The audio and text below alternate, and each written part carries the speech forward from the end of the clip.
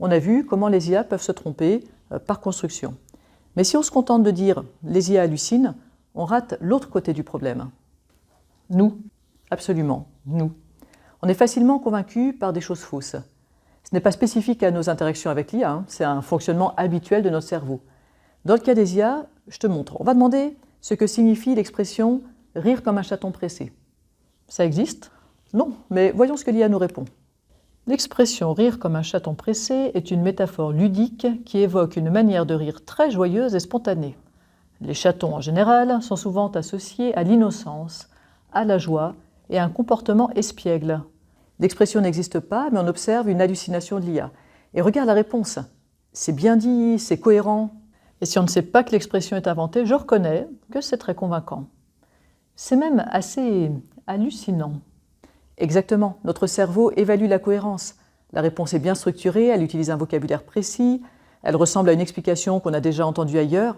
Ok, ça passe. En fait, on préfère une explication plausible à l'absence d'explication. Rester dans une position « je ne sais pas », c'est cognitivement inconfortable. Une histoire, même fausse, c'est apaisant. Bon, j'ajouterais que là, je suis convaincue parce que c'est très bien dit.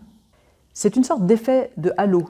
Quand quelqu'un, ou une IA, s'exprime bien, on lui attribue aussi automatiquement des compétences sur le fond, alors qu'a priori, la qualité de la forme est indépendante de la qualité du contenu. Une IA qui parle calmement, avec des phrases bien équilibrées, des connecteurs logiques, parfois même des références, ça déclenche exactement cette impression générale de compétence. On confond qualité de la présentation et qualité épistémique. Mais oui, c'est très bien dit. Et puisque tu as l'air de suivre, j'ajoute encore une couche. Vas-y. Un autre biais important qui est en jeu, c'est notre tendance à confondre corrélation et causalité. Une corrélation, c'est deux phénomènes qui varient ensemble. Une causalité, c'est une affirmation beaucoup plus forte, c'est dire que l'un cause l'autre.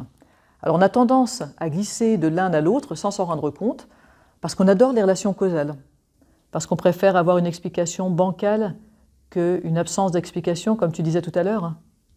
C'est ça, notre cerveau cherche en permanence des réponses à la question « pourquoi ?». Quand deux variables sont liées, c'est parfait, on a l'impression qu'on tient notre explication. Notre cerveau complète automatiquement l'histoire.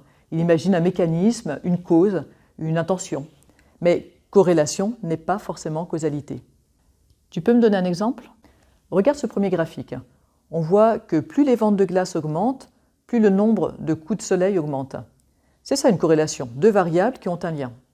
Ah oui, ça monte ensemble. C'est fou ça. La glace cause des coups de soleil, je ne savais pas. C'est parce que ça refroidit la peau et donc on ne sent pas la chaleur. Voilà, c'est exactement le genre de confusion absurde que nos cerveaux adorent produire.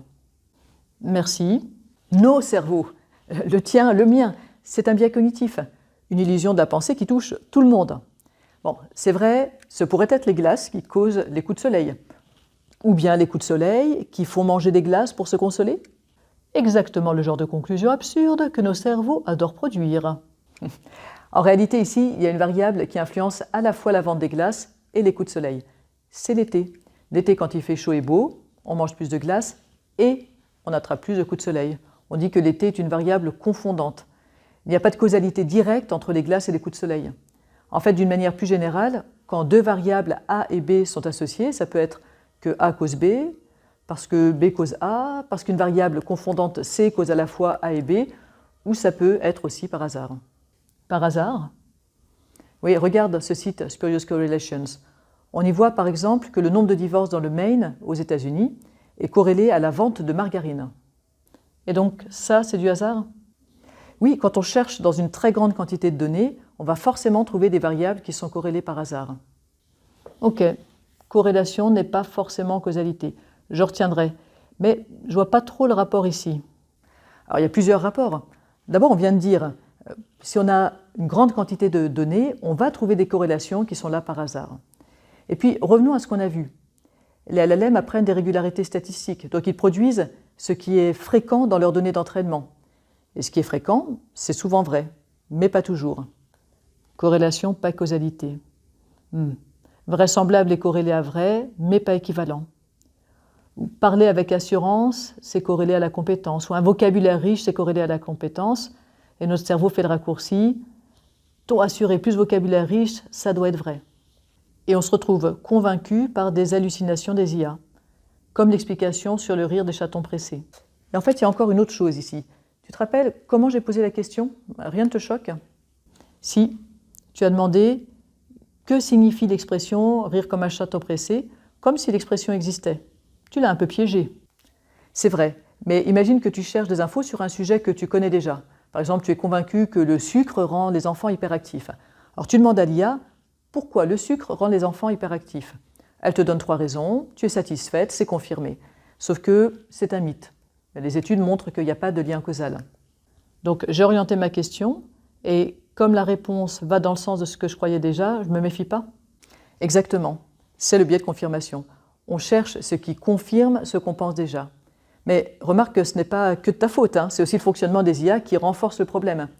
Alors, il y a une étude assez rigolote de 2024 dans laquelle on demandait à des LLM d'écrire des phrases vraies avec les mots « Lionel Messi »,« Souliers d'or » et « Coupe du Monde 2014 ». Et toutes les IA écrivaient quelque chose du genre « Lionel Messi était soulier d'or en 2014 ». Parce que la question présuppose un lien entre ces 3 éléments et les IA ont tendance à confirmer les présupposés des questions. Et pourtant, avec un prompt plus neutre, elle savait que James Rodriguez était le soulier d'or en 2014. Ce que toi, tu savais peut-être pas. Non, j'avoue, je ne sais même pas très bien ce que c'est qu'un soulier d'or. Mais bref, on dit que les IA sont sycophantes pour dire qu'elles tendent à nous répondre ce qu'on veut entendre. Et nous, on est content. On lit la réponse comme une confirmation. Le biais de confirmation, donc. C'est ça. Et on a l'impression que ça vient de l'IA alors que le cadrage venait de nous. Donc si je résume, on est convaincu parce que les réponses sont cohérentes, elles semblent causales, alignées avec ce qu'on attend. Oui, et on retrouve là une idée très importante de l'esprit critique. Comprendre nos erreurs, c'est un des éléments essentiels. Le travail est en grande partie à faire de notre côté. Ce n'est pas toujours la faute à l'autre. Donc il faut apprendre tous les biais cognitifs pour s'en sortir. Non, mais il faut avoir conscience qu'ils existent. Et avoir conscience qu'ils existent, ça suffit? Non, bien sûr, mais c'est un premier pas. Pour aller plus loin, je te propose 3 maximes de l'esprit critique particulièrement aidantes dans le cas des IA. 1. Ce n'est pas parce qu'une explication marche que c'est la bonne. Ok, ça peut être cohérent et faux, je garde ça en tête. Et la deuxième, plus une affirmation est extraordinaire ou importante, plus elle nécessite des preuves extraordinaires ou importantes. Par exemple, si je m'interroge sur la hauteur du jet d'eau et qu'on me dit 10 mètres, je trouverais ça étonnant, donc je vérifie. C'est ça. Mais si on me dit 100 mètres, ça me paraît raisonnable et donc c'est bon. Selon à quel point c'est important pour toi. Si tu veux en parler après avec tes élèves, tu devrais vérifier. Mais si ce n'est pas important, avec ton truc, je ne vais pas vérifier. Et donc, je vais me faire une idée fausse. Ça ne me plaît pas trop. Parfaite transition pour la 3e maxime, on peut penser en degré de croyance.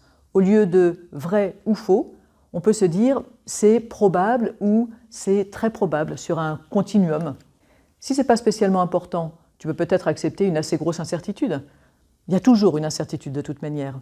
Et tu peux te dire, je pense à 60% que le jet d'eau mesure 100 mètres parce que c'est ce que l'IA m'a dit, que ça me paraît raisonnable, mais qu'elle a pu se tromper. En fait, j'ai vérifié, c'est 140 mètres la hauteur du jet d'eau. C'est ChatGPT qui me l'a dit.